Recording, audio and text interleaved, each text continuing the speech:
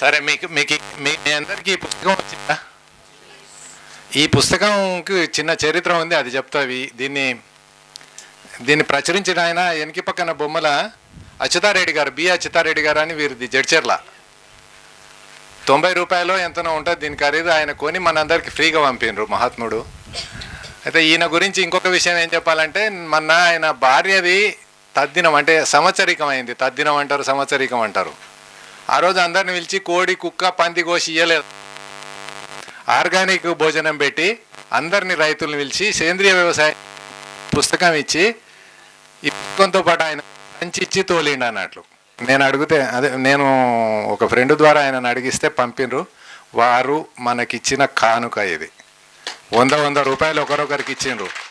అయితే మనం చూడండి, నేను ఇంతమందిని విలువనీకే నేను కృష్ణ రాత్రి 10-11ంటికి వండుకున్నాను. నేను పిలిస్తే 10 మందిని పిలిస్తే ఒకరు వచ్చారు అన్నట్లు.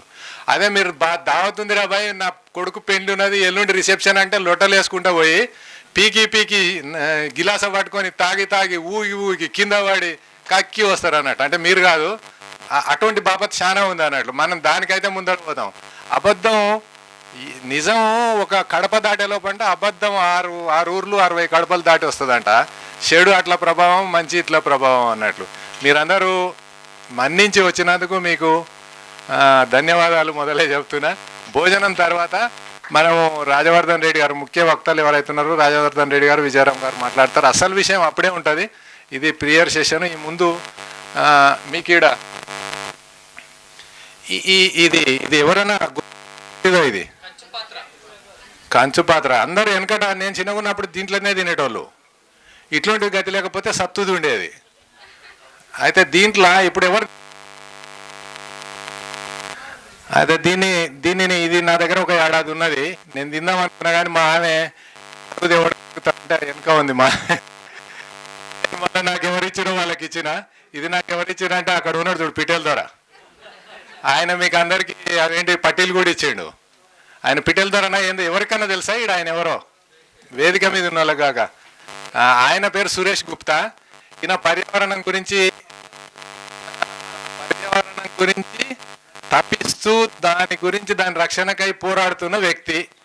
ఈయన బ్యాంకు మేనేజర్ ఉద్యోగానికి ఇచ్చేసి ఇట్లా పిట్టల ద్వారా వేసారు. ఎవడో నిడిచిపెడతాడా? నౌకరు ఇడిచిపెట్టి. అదే ఆయనను మాట్లాడాల్సిందిగా కోరుతున్నా. ఈ చిప్ప నా దగ్గర ఏడాది ఉంచిండు, మళ్ళీ వద్దు పడా నీ చిప్ప నీకే అని ఇచ్చేసిన అన్నట్లు. తినే అదృష్టం లేదు. ఈరోజు ఆయన దీంట్లోనే తిన్నాడు. దొరికితే తింటే బాగుంటుంది. ఎందుకంటే ఇంట్లో 5-6 మూలకాలు కలుస్తాయి. మీరు ఐరన్ గోళీలు, విటమిన్ డి గోళీలు, గోసి గొంగళి మాత్రం తింటుంటారు కదా, మనం తింటుంటాం కదా. నేను కూడా తింటూనే ఉంటా.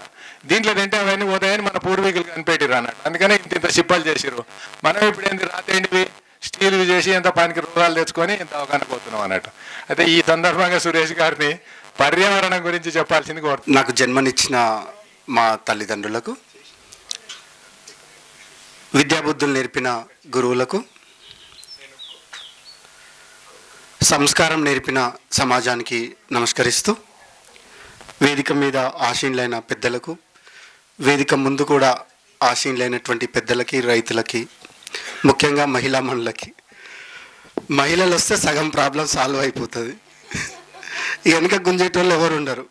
ఎవరన్నా ఏమన్నా మా ఆయన ఇష్టం, నువ్వేందని చెప్పేసి వాళ్ళ అమ్మగారు మా ఆయన అంతే, నువ్వేంది చెప్పు, నేను ఇంటికి రావాలన్నా వద్దా అని చెప్పేసి వాళ్ళ అమ్మతోడు కూడా కొట్లాడుతుంది. లేదనుకో ఏమవుతుంది, ఒంటరి అయిపోతారు. ఇందాక సూర్యకళకు అన్నట్టు ఒంటరి అయిపోయి ఏం చెప్పుకోవాలో ఏం చేయాలో కూడా అర్థం కాదు.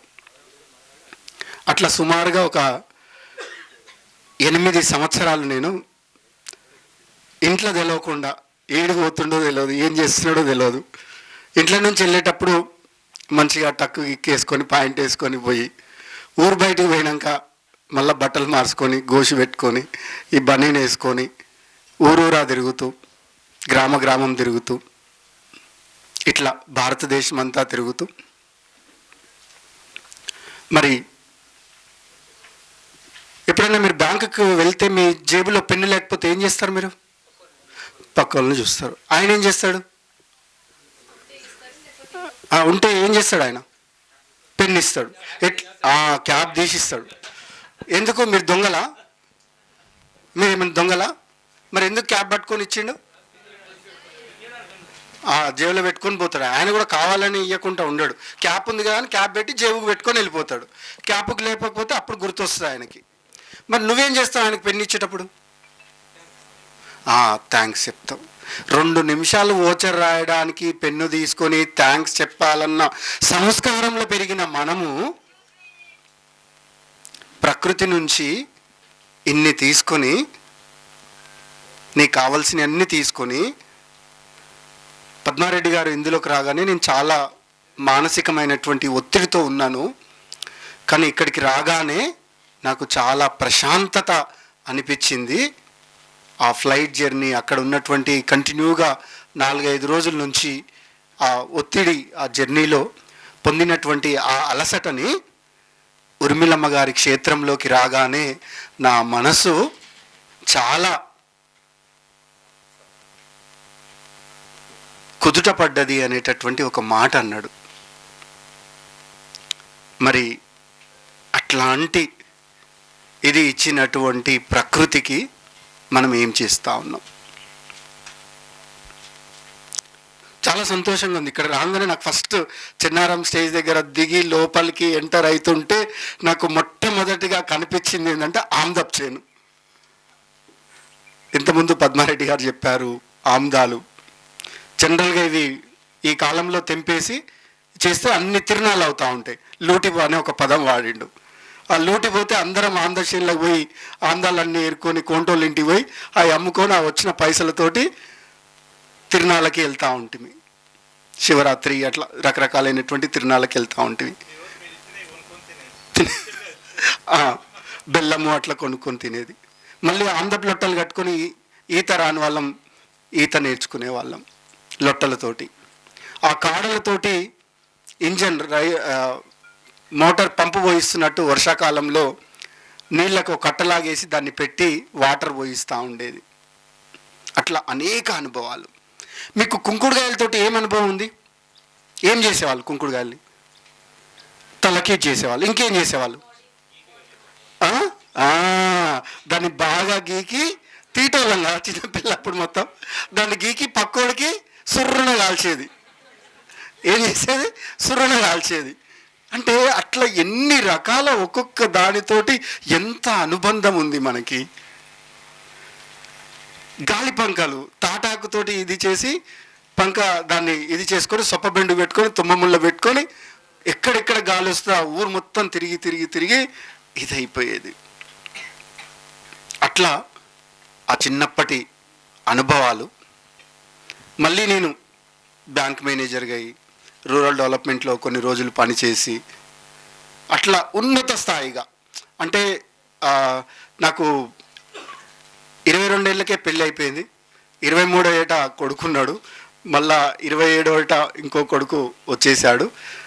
సో చిన్నతనంలోనే ఒక పల్లెటూరులో నేను ఇదైనప్పటికీ మించినప్పటికీ అక్కడే ఉండి చదువుకున్నప్పటికీ సో ఫ్లైట్ ఎక్కడాలు, తర్వాత పెద్ద పెద్ద కార్పొరేట్ 5 స్టార్ హోటల్స్లో అక్కడ కాన్ఫరెన్స్లకు అటెండ్ కావడము, చాలా పెద్ద బాధ్యతల్ని నిర్వర్తించడము, ఇట్లాంటి పనులన్నీ చేసిన తర్వాత దాదాపుగా 2004వ సంవత్సరం అనుకుంటా రూరల్ డెవలప్మెంట్లో పనిచేసి మీరు బెంగళూరు హైవే మీద అడ్డాకల్ మూసాపేట అని ఒక విలేజ్ ఉంటుంది రోడ్డు మీద, హైవే మీద. చంద్రబాబు నాయుడు గారు ఒక రూరల్ రీసెర్చ్ సెంటర్ పెట్టాలని చెప్పేసి ఆ రోజులలో 2 కోట్ల రూపాయలు ఖర్చు పెట్టి మహిళా ఎక్రిసాట్ ఫార్మర్ హెల్ప్ సెంటర్ అని చెప్పేసి, మహిళా బ్యాంకు, మహిళా సూపర్ మార్కెట్, మహిళా రెస్టారెంట్, అట్లా అన్ని మహిళా మిల్క్ చిల్లింగ్ ప్లాంట్, అట్లా అలాంటి దాదాపు పెట్టి దానికి నేను అక్కడ కోఆర్డినేటర్గా ఉన్నాను. ఒక 6 నెలల తర్వాత అక్కడ నుంచి 2 సంవత్సరాలు ఆ ఊర్లో ఉండి 1 సంవత్సరం తర్వాత అక్కడ వెళ్ళిపోతే అంతా కూడా పనిచేసుకున్నారు. ఒక ఆమె ఒకటి, ఒక ఆమె ఒకటి. అక్కడ అప్పుడు అర్థమైంది నాకు ఆ చిన్న చిన్న గ్యాప్స్ తోటి ప్రభుత్వం ఎన్ని పథకాలు పెట్టినా కూడా అవి సక్సెస్ కావట్లేవు. చాలాసార్లు చెప్తా ఉంటాం, ప్రభుత్వం దగ్గర ఏమున్నాయంటే పైసలు కొనడానికి, బర్రెలు కొనడానికి పైసలు ఉన్నాయి. ప్రభుత్వం దగ్గర ఏమున్నాయి? బర్రెలు కొనడానికి పైసలు ఉన్నాయి, కానీ ఆ పల్పు కొనడానికి వాళ్ళ దగ్గర స్కీమ్ లేదు, పథకం లేదు. పైసలు లేవని నేను అన్నాను, కానీ ఆ పల్పు కొనడానికి వాళ్ళ దగ్గర ఫెసిలిటీ లేదు, తగులు. 4. దానివల్ల ఏమవుతుంది, బర్రెలన్నీ వెళ్ళిపోతున్నాయి.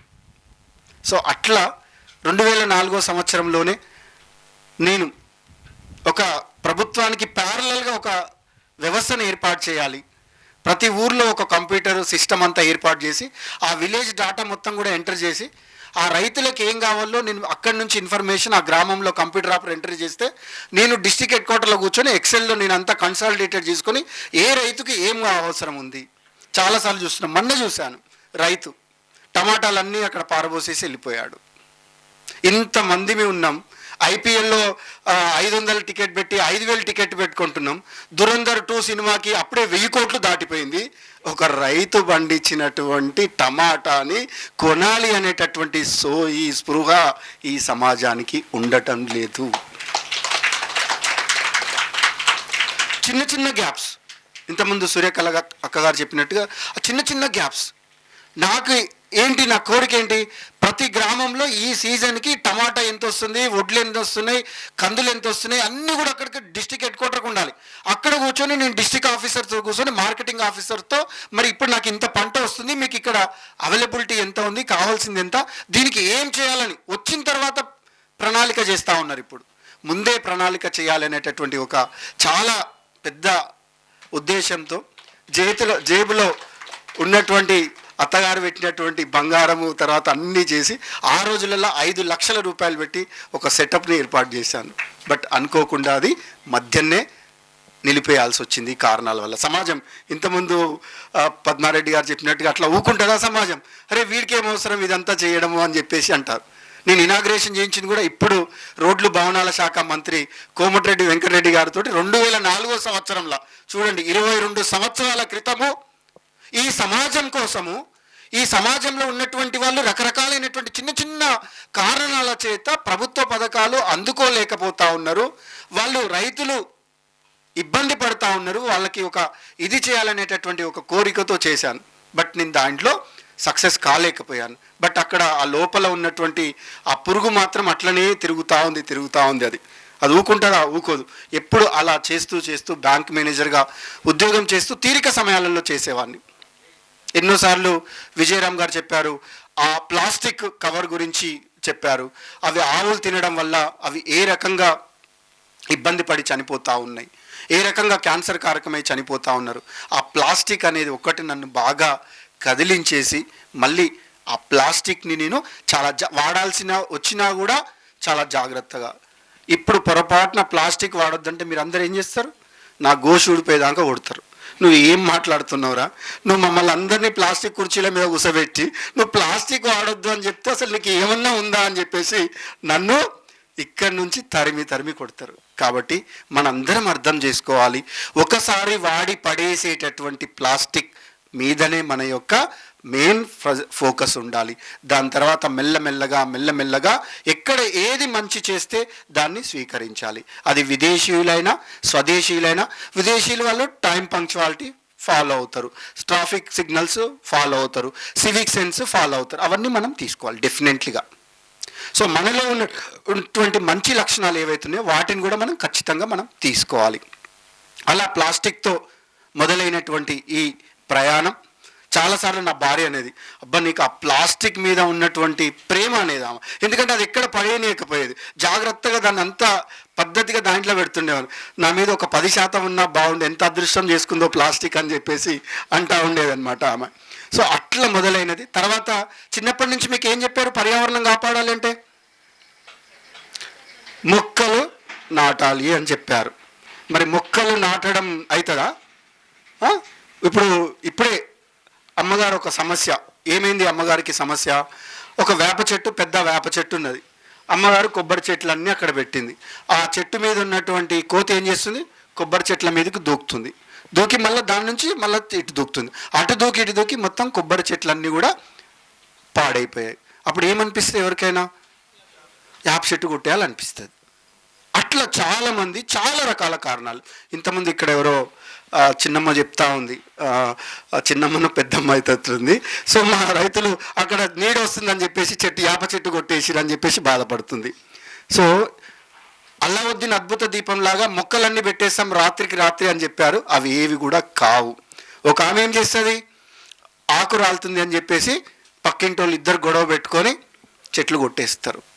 లేదా బ్యాంకుల దగ్గర నల్గొండలో కరెక్ట్ 12 సంవత్సరాల క్రితం నా కొడుకు నేను పోతున్నాం, వాళ్ళు మంచిగా కార్లు పెట్టుకుంటే అవి కాకి రెట్టేస్తుంది అని చెప్పేసి ఆ చెట్లన్నీ కూడా కొట్టేస్తుంటే నేను పోయాను. అప్పుడు పోయి వాటిని ఆపి ఇది చేశాను. కరెక్ట్గా ఏప్రిల్ 6 నా పుట్టినరోజు నాడే అది జరిగింది. ప్రతి సంవత్సరం వెళ్ళి ఆ చెట్లకి పుట్టినరోజు జరిపి సెలబ్రేట్ చేసి ఎవ్రీ ఇయర్ ఇప్పటికీ ఆ బ్యాంకులో ఉన్నది. ఇప్పటికీ అది చాలా పెద్దగా అయిపోయింది ఆ చెట్టు. తర్వాత ఏం చెప్పారు, నీటి సంరక్షణ అని చెప్పేసి చెప్పారు. సో అంటే మనకి పర్యావరణం అనగానే మొక్కలు పెంచాలి, నీటి సంరక్షణ చేయాలి. ప్లాస్టిక్ ఇప్పుడు ఈ మధ్యన ఒక 20 సంవత్సరాల నుంచి ప్లాస్టిక్ వాడొద్దని చెప్తున్నారు. కానీ ఎప్పుడైనా ఎవరైనా మీరు సద్దలు జొన్నలు తింటే పర్యావరణం కాపాడినట్టే అని ఎవరైనా చెప్పారా ఇప్పటివరకు? చెప్పలేదు. సద్దలు జొన్నలు దేనికి తినమన్నారు? ఆరోగ్యానికి తినమన్నారు. కానీ సద్దలు జొన్నలు తింటే నువ్వు పర్యావరణం కాపాడినట్టే అని ఎవరైనా చెప్పారా? ఇన్నేళ్ళు చదువుకుంటున్నాం కానీ చెప్పలేదు. ఎట్లా? 1 కేజీ బియ్యం పండియడానికి దాదాపుగా 3,000-4,000 లీటర్ల నీళ్ళు అవసరం పడతా ఉన్నాయి. సద్దల జొన్నలకి ఎన్ని లీటర్ల నీళ్ళు అవసరం పడతాయి? 0. ఎందుకు? రెయిన్ ఫెడ్, వర్షాధార పంట. అది గాలిలో ఉన్నటువంటి తేమని, భూమిలో ఉన్నటువంటి తేమని తీసుకొని దాన్ని మనకి చేస్తుంది. బయోడైవర్సిటీ, జీవ వైవిధ్యం. నువ్వు సద్ద కంకుల మీద, జొన్న కంకుల మీద ఇక్కడిక్కడ రకరకాలైనటువంటి పక్షులు. ఇప్పుడు సద్దల జొన్నలు ఎందుకు వేయట్లేరంటే మెయిన్ రీజన్ ఏం చెప్తారు? పిట్టెలు వస్తాయి అని చెప్పేసి చెప్తా ఉన్నారు. ఒక ఆయన 8,000 కూలిచ్చి డప్పు కొట్టడానికి పెట్టిండాడ. అది ఆయన ఈడ డప్పు కొడితే పోయి జప్పున లేపి అక్కడ వాళ్తాయి. మళ్ళీ అక్కడ పోయి డప్పు కొడితే ఏమవుతుంది? మళ్ళీ వచ్చి ఇక్కడ వాళ్తాయి. అదే అందరు వేస్తే ఏమవుతుంది? అక్కడ కొన్ని తిని అవి ఇదవుతాయి, జీవ వైవిధ్యాన్ని కాపాడుతాయి. ఇది స్వాతంత్రం వచ్చిన తర్వాత 75 సంవత్సరాల తర్వాత అప్పటికి కూడా పర్యావరణం కోసం ఏం వాళ్ళు ఇది చేయలేదు, ఆరోగ్యం కోసం చేస్తే అప్పుడు ఐక్యరాజ్య సమితి మన ప్రధానమంత్రి గారు నాలాగానే కొంచెం తిక్కాయన, ఏడిపోయినా నేను పల్లి ముద్దలు, నువ్వు ముద్దలు, మిల్లెట్ ఇవన్నీ ఎట్లయితే తీసుకుపోయి పంచుతూ ఉంటానో ఆయన ప్రతిసారి ఐక్యరాజ్య సమితి మీటింగ్కి వెళ్ళినప్పుడల్లా మిల్లెట్ సంబంధించినటువంటి లడ్డూలు అవన్నీ తీసుకెళ్ళి అందరికి పంచుతూ ఉన్నాడు. పంచి దాని గురించి చెబుతూ 2023 సంవత్సరాన్ని ఐక్యరాజ్య సమితి సిరిధాన్యాల సంవత్సరంగా ప్రకటించడం జరిగింది. International year of millets, international year of millets అని చెప్పి ఇప్పుడు డప్పు కొడుతూ ఉన్నారు వాళ్ళంతా. కానీ ఇప్పుడు కూడా దేనికి చెప్తున్నారు? తినాలని, ఆరోగ్యం కోసమే చెప్తున్నారు. కానీ నేను ఆ అంశాలని చిన్నప్పటి నుంచి రకరకాలైనటువంటి వీడియోలు, కాదరవల్లి గారు కావచ్చు, ఇంకా పెద్దలు చాలామంది ద్వారా విన్నటువంటి ఆ వీడియోల ద్వారా అది మన తిండి, ఇది చేసుకోవాలి. అదేవిధంగా గో ఆధారిత అయినటువంటి వ్యవసాయం ద్వారా ఇంతకుముందే ఇక్కడికి ఒక తంగేడు అది తీసుకొచ్చాను. మా నాన్న ఎప్పుడో నేను ఈ పిచ్చిలో తిరుగుతున్నప్పుడు ఒకసారి ఆయనకు గుర్తొచ్చింది, చిన్నప్పుడు ఏం చేశారు, ఆ తంగేడు చెట్టు యొక్క చెక్క తీసుకొచ్చి పొలాలల్లా తొక్కేటోళ్ళట వాళ్ళు. తొక్కి దాన్ని ఒక అంటే వ్యవసాయం పంటని చదును చేసుకునేటప్పటికే ఆ తంగేడు చెక్క అంతా తీసుకొచ్చి అక్కడ కొట్టేవాళ్ళంట. ఇంకొక ఆయన నేను రోజు మెడల్ వేసుకుంటే ఒక మా సోదరుడు చెప్పులు కుట్టే అతను మేము ఈ తంగేడు చెక్కని తోల్ని ఇది చేయడానికి వాడేవాళ్ళము అని చెప్పేసి ఆయన చెప్పడం జరిగింది. అంటే అట్లా రకరకాలైనటువంటి పద్ధతులు మనం అవలంబించేవాళ్ళు. మరి ఇప్పుడు ఏం చేస్తున్నాం? Fertilizer, chemical. ఇంతకుముందు వారు చెప్పారు. సో అన్ని రకాల జీవజాతులు చచ్చిపోతూ ఉన్నాయని.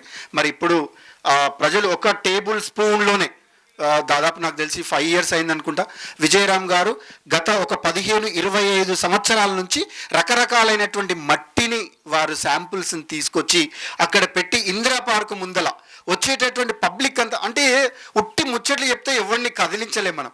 అక్కడ ఏదో ఒకటి వాళ్ళకి తగిలేటట్టు అక్కడ కనిపించాలి, ఆధారం కనిపించాలని చెప్పేసి ఇంకుడు గుంతలకు సంబంధించినటువంటి ఇన్ఫర్మేషను ఒక గాజు వాటిలలో డిస్ప్లే చేయడం, మట్టి శాంపుల్ని, ప్లాస్టిక్ వాడితే సాయిల్ ఏమవుతుంది అనేటటువంటి అంశాలని వారు అక్కడ పెట్టి చూపించడం జరిగింది.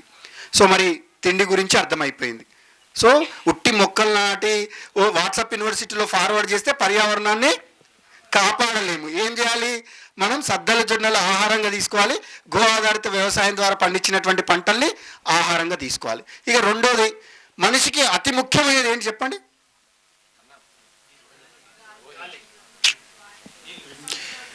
మనం చిన్నప్పటి నుంచి చెప్తా ఉంటాం, ముఖ్యమైనవి 3 ఉంటాయి: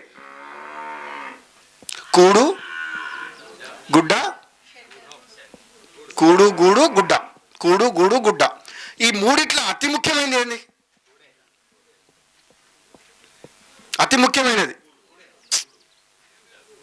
గుడ్డ అండి.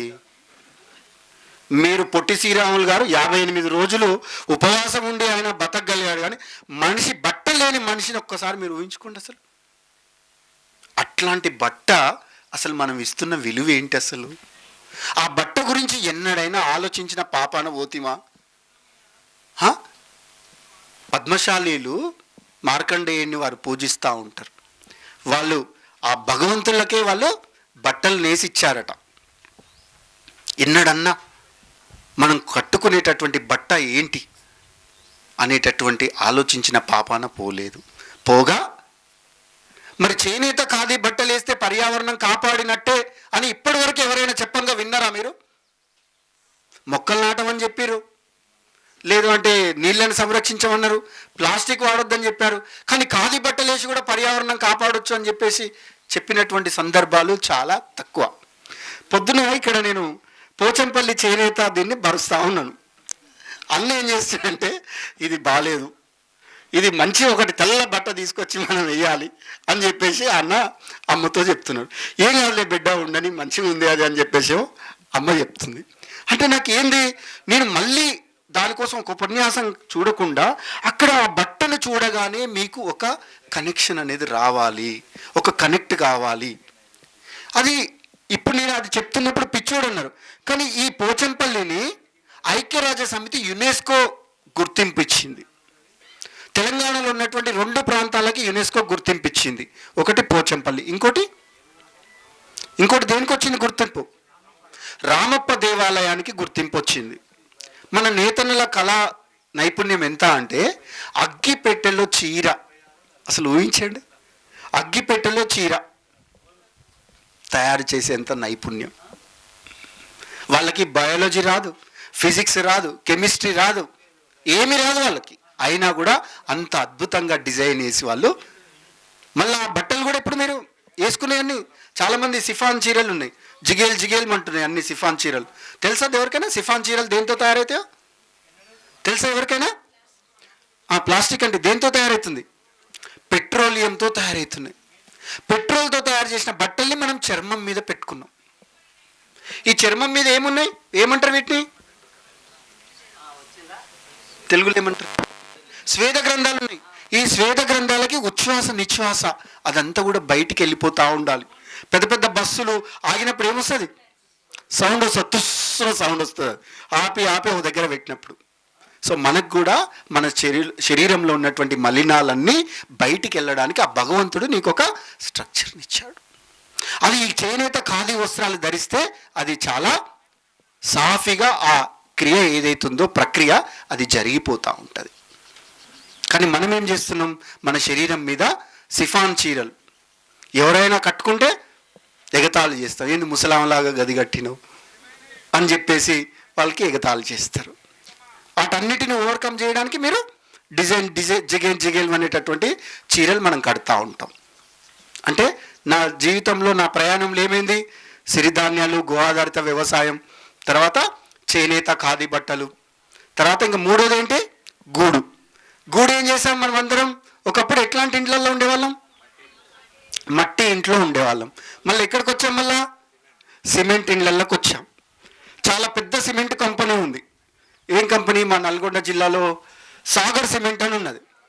సాగర్ సిమెంట్ సమ్మిడి వీరారెడ్డి గారు అనుకుంటా, వారు అల్లుడు ఐఏఎస్ ఆఫీసర్ రామ్ పుల్లారెడ్డి గారు రిటైర్మెంట్ అయిన తర్వాత వారు నాబార్డ్లో డైరెక్టర్గా ఉన్నప్పుడు వారు మట్టి ఇల్లు కట్టి అక్కడ ఇది చేశారు. చేసి ఇప్పుడు రిటైర్మెంట్ అయిన తర్వాత వారు కూడా మట్టి ఇల్లు కట్టుకొని ఇప్పుడు మట్టి ఇల్లు గురించి ప్రచారం చేస్తూ ఉన్నారు. చూడండి, ఇప్పుడు మట్టి ఇల్లు గురించి, మడ్ హౌస్ గురించి ప్రచారం చాలా జోరుగా జరుగుతుంది. అంటే నేను ఉద్యోగానికి రాజీనామా చేసేటప్పుడు ఏం చేయాలి అని ఒక ఇది ఉండే నాకు. అంటే ఎక్కడైనా అడవులలోకి వెళ్ళిపోయి అక్కడ పని చేయాలా? అప్పుడప్పుడు మీరు చూస్తుంటారు కదా, IIITలు వేసి ఇక్కడ అడవిలో ఉండి ఆదివాసులతో కలిసి పని చేస్తూ ఉన్నారు, ఏమి తెలియలేనిలాగా. అంటే నేను అక్కడ పోయి అలా ఉండాలా లేదా ఇక్కడ ఉండాలా అని ఆలోచిస్తే మన వాళ్ళందరూ, మా సూర్యకళ అక్క లాంటి వాళ్ళు, అక్క కాదు, వాళ్ళు ఏం చేస్తారు, సేవ పేరుతోటి ఆదివాసీల దగ్గరికి వెళ్ళి గుడ్ డే బిస్కెట్ ప్యాకెట్లు పంచొస్తారు. Corporate social responsibility, CSR, corporate social responsibility కింద వాళ్ళకి జీన్స్ ప్యాంట్లు పంచొస్తారు. అక్కడికి వెళ్ళి గుడ్ డే బిస్కెట్ ప్యాకెట్లు ఇచ్చొస్తారు. అక్కడికి పోయి వెళ్ళి ఫోటో దిగి సెల్ఫీ దిగి మేము ఇక్కడ సేవ చేశామని చెప్పేసి చెప్తారు. అక్కడికి పోయి అక్కడ కోల్గేట్ పేస్ట్లు ఇచ్చొస్తారు. పద్మారెడ్డి గారేమో కుంకుడుగాయలతోటి షాంపూ ఆయన తయారు చేస్తే వాళ్ళకి అక్కడ ఒక కిట్టు తయారు చేస్తారు. వీళ్ళు సోషల్ మీడియాలో పెట్టి ఇక్కడ షాంపూ కింద, కోల్గేట్ పేస్ట్ కింద, బ్రష్ కింద, జీన్స్ ప్యాంట్ కింద, గుడ్ డే బిస్కెట్ల కింద కిట్టు ఒక 500 1000 అంటే వాళ్ళు టక గూగుల్ పే యూపీఐ చేసేస్తే వీళ్ళు ఆ కిట్టు తీసుకొని అక్కడ వెళ్ళి అక్కడ డిస్ట్రిబ్యూట్ చేసేస్తారు. కాబట్టి నేనేం చేశాను, అక్కడ కాదు ఉండేది, ఈ సమాజంలోనే ఇక్కడ ఉండి ఇక్కడ వాళ్ళని ఆలోచింపగలక చేస్తే, అరే ఒక కలెక్టర్ సైకిల్ మీద వెళ్తాడా, ఒక కలెక్టర్ సద్దగట్క తాగుతాడా, ఒక డాక్టర్ జొన్నగట్క తాగుతాడా, ఒక డాక్టర్ సైకిల్ మీద పోతాడా, ఒక ఇంజనీరు ఖాదీ బట్టలు వేసుకుంటాడా, ఒక డాక్టరు ఇట్లా చేస్తారా అని గ్రామాలలో ఉన్నటువంటి ప్రజలు ఆలోచించి అప్పుడు వాళ్ళు ఏం చేస్తారు. ఎందుకంటే ఇప్పుడు గ్రామాల్లో ఉన్న వాళ్ళు వాళ్ళని చూసి వీళ్ళు వాతలు పెట్టుకుంటున్నారు. వాళ్ళు చినిపోయిన బట్టలు వేసుకుంటే వీళ్ళు కూడా చినిపోయిన బట్టలు కొనుక్కుంటారు. వాళ్ళు బ్లౌజులు రకరకాల డిజైన్స్ చేయించుకుంటే ఊర్లలో ఉన్న వాళ్ళు కూడా 5,000 పెట్టి పెళ్ళిళ్ళల్లో, వాళ్ళ బిడ్డ పెళ్ళిళ్ళల్లో ఆ డిజైన్ బ్లౌజులు కొనుక్కొని వచ్చేస్తున్నారు. నేతన్న బట్ట చీర కొనాలంటేనేమో 800 1000 రూపాయలంటే దోసుకుంటున్నాడు అని చెప్తారు. వీళ్ళు పోయి వానికి బీహార్లో అక్కడి నుంచి వచ్చి వీళ్ళు అక్కడ డిజైన్ బ్లౌజ్ కుడుతుంటే 8,000 అని కట్టి వచ్చేస్తారు. ఇంకో 100 రూపాయలు ఉంచుకోండి అని టిప్ ఇచ్చేస్తారు ఆయనకి.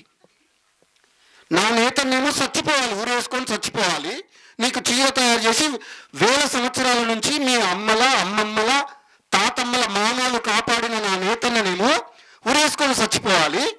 వాడు అక్కడి నుంచి వచ్చి డిజైన్ చేసి చేస్తేనే 8,000 రూపాయలు పైన టిప్పు 8,000 100 రూపాయలు పెట్టి అక్కడ చేయాలి.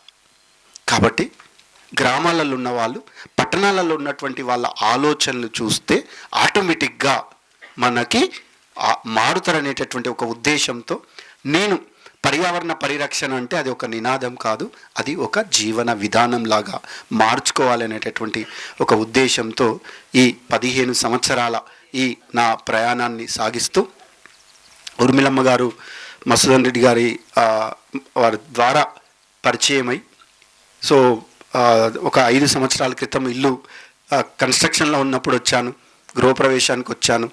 అమ్మ ఇంకొక అద్భుతమైనటువంటి పని చేశారు.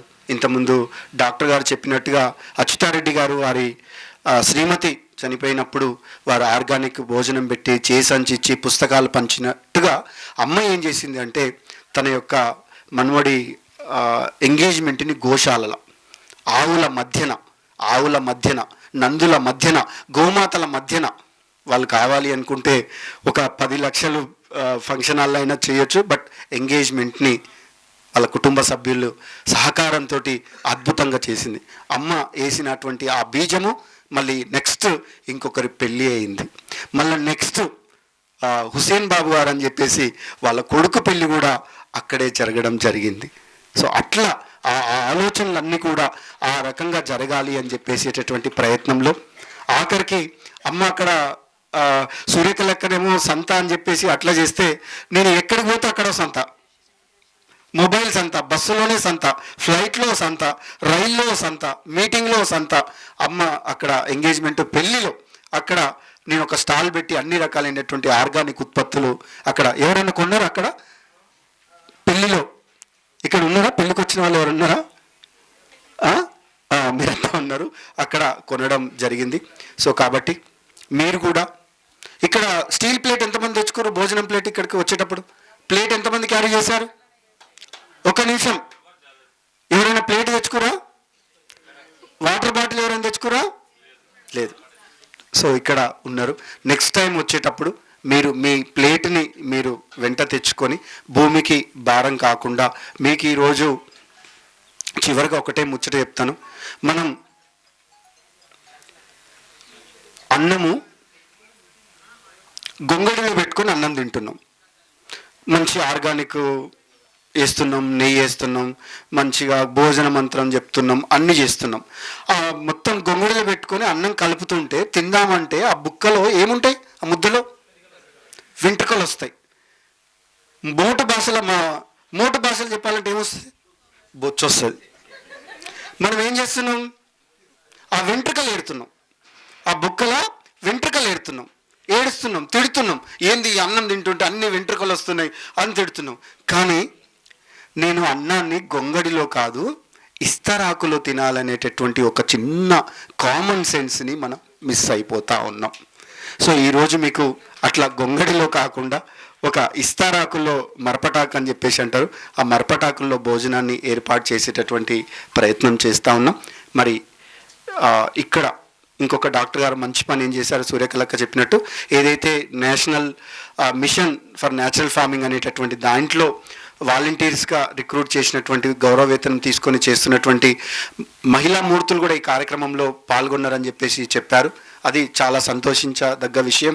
మహిళల యొక్క పార్టిసిపేషన్ కూడా ఇక్కడ 30%, 40%కి ఎక్కువగా ఉన్నది. కాబట్టి ఆ మహిళల కూడా అభినందిస్తూ ఉన్నాను. ఇక్కడ వేదిక మీద ఉన్నటువంటి రవిసాగర్కి కానీ పద్మారెడ్డి గారికి కానీ వారు చేస్తున్న దానికి ఇంకో చివరిలో ఒక్క మాట చెప్పి ముగిస్తాను. మనం ఎన్ని ముచ్చట్లు చెప్పినా, ఎన్ని వేషాలు వేసినా అంతర్జాతీయ వేదికల మీద మనం సక్సెస్ కావాలి అంటే వాళ్ళ భాషలో మనం మాట్లాడినప్పుడు మాత్రమే మనం ఇదవుతాం. వాళ్ళ భాష ఏంటంటే ఎవ్రీ 5 years 10 yearsకి ఒకటి ఉంటుంది. ఒకసారి ఎంటర్ప్రీనర్స్ అంటారు, ఒకసారి ఇంకేదో అంటారు, ఇంకేమంటారు. ఇప్పుడు మాత్రం ఏమంటున్నారు? ఎట్లాంటి అభివృద్ధి ఉండాలంటున్నారు? సస్టైనబుల్ అభివృద్ధి ఉండాలంటున్నారు. సో ఇప్పుడు పద్మారెడ్డి గారు ఏదైతే పిరమిడ్ ఏదైతే లోగో వేశాడో ఆ పిరమిడ్ లోగోలో సస్టైనబుల్ డెవలప్మెంట్ గోల్స్ ఎన్ని? 17 గోల్స్. సో వారు ఏదైతే ఇప్పుడు తయారు చేస్తున్నటువంటి ఆ వ్యవసాయంలో ఉత్పత్తులు ఏవైతే ఉన్నాయో ఈ సస్టైనబుల్ డెవలప్మెంట్ గోల్స్లో ఎన్ని గోల్స్ని వారు రీచ్ అవుతున్నారో వాటిని అక్కడ చూపించాలి. ప్రతి రైతు కూడా మేము సుస్థిరాభివృద్ధి లక్ష్యాలలో 12 లక్ష్యాలను మేము సాధిస్తున్నామని చెబితే అప్పుడు మనం అంతర్జాతీయ వేదికల మీద మనం సక్సెస్ కాగలుగుతామని చెప్పేసి